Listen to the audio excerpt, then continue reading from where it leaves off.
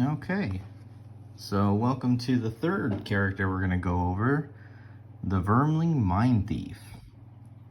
Vermlings are a scavenging animalistic race. They feed off the flesh of the dead, and when they can't find any of that, they are more than happy to do the killing themselves with crude knives and arrows. They are primitive and weak-willed, easily controlled by more powerful races, with the right combination of pandering and intimidation. Left to their own devices, Vermlings typically form hunting packs and spend their short lives fulfilling basic needs. Some Vermlings do make their way into human society, but they are universally shunned and feared in such settings, forced to live in the dark alleys and feed off scraps. Often city-dwelling Vermlings will flee to the sewers and escape harassment. There, without their pack to connect with, these Vermlings will form strong bonds with the massive rat population. Communication with such a large number of creatures can strain one's mind, though. Where most Vermlings fail, some rise to the challenge and hone powerful psychic abilities to control the swarms. So-called mind thieves make terrifying opponents through the use of psychic assault, sharp blades, and swarms of tiny teeth. So there is our Vermling Mindthief. This is an attack class. Like, this character is meant to just go all out and attack. Hence why it has very low hit points. Not much defense. Alright, let's go through the cards. Fearsome Blade. Attack 2, push 3. So pushes the enemy 3 spots away from them. Get 1 experience. Move 4, attack 2, 2 experience. Into the Light. Loot 1, create darkness, or turn invisible for itself. Submissive Affliction. Attack 2, and add 1 attack for each negative condition on the target. 1 experience. So if the target's poisoned, I get another attack. Or force 1 enemy within range 5 to perform an attack 2 targeting another enemy with you controlling the action. So if I have 2 enemies standing next to each other within 5 spots, I can have him attack 2 on his partner there. Mind control. Alright, Emphatic Assault. Attack 4 with a range 5, and you disarm them so they can't attack on their next turn. You add Ice Element and 2 experience. Very strong card. Move 2 or heal 2 to yourself. So also a defensive card.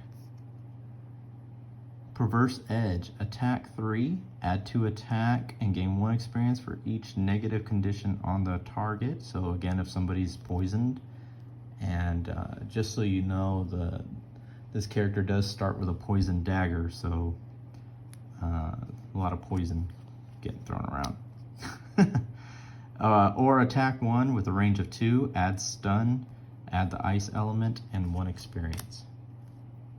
Scurry, move 3, attack 1, or loot 2, and get an experience for grabbing that money. It's a good one.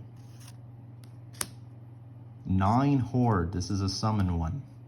So summons a rat swarm. So it's going to be a little summon token that is summoned, and basically is like an additional character on the map. The player does not control the swarm, it is self-controlled. It has 6 hit points, 2 attack, and 1 movement, and it poisons whoever it attacks, and you get 2 experience for using the swarm. So it's just going to be on the field rolling around doing its thing until it dies. So pretty cool one to have an extra character basically that can attack and move and has life, or it can do a move 4. Now this character has 3 augment cards, and so these are special. We'll go over it here. Parasitic Influence.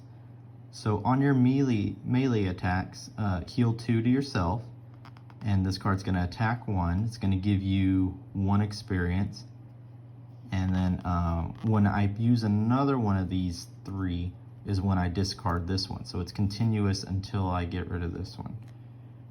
Or I can force one enemy within range to perform one move with you controlling the action. So I can make an enemy take a step away from us or whatnot.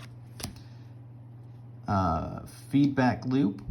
So on your next attack, gain 1 shield. I'm going to attack 1, get 1 experience, and that's going to stay until I get rid of it. Move 4, and it has a jump.